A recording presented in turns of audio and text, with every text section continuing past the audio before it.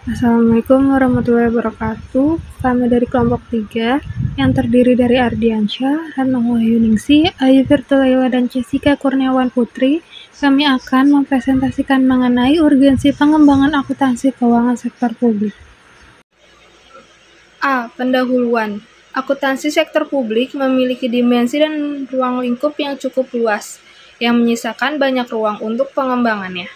Ruang pengembangan tersebut sangat terlihat, terutama pada akuntansi pemerintahan, sebagai bagian terbesar dari akuntansi sektor publik.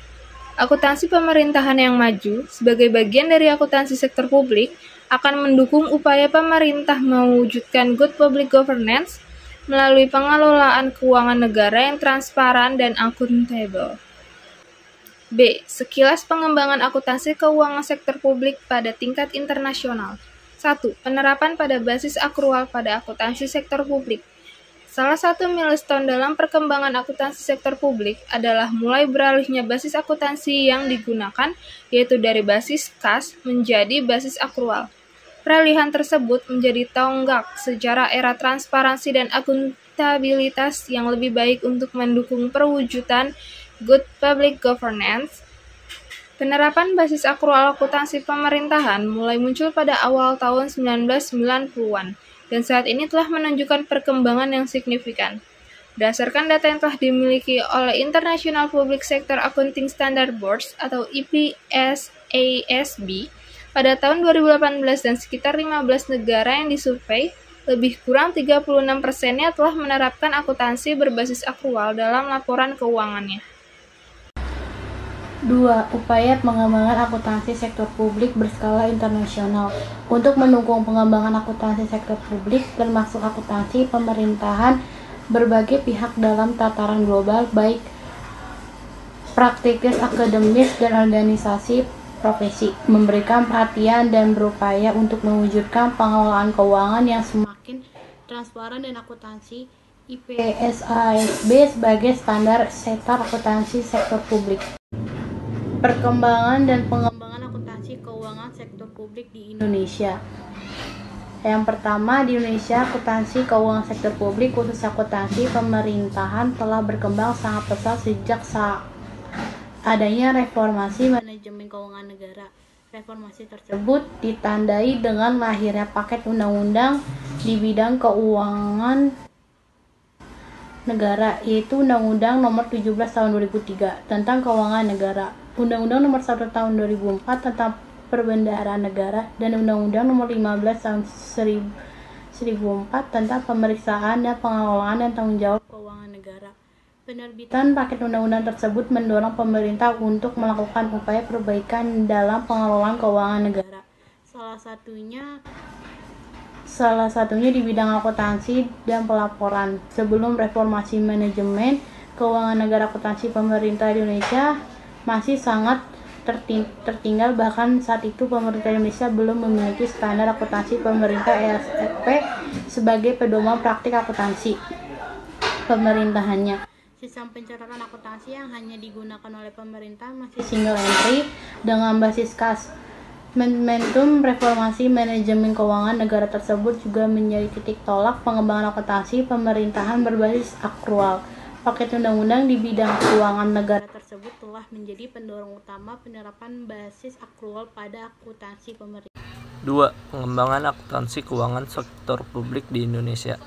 KSAP berperan penting dalam pengembangan akuntansi pemerintahan di Indonesia.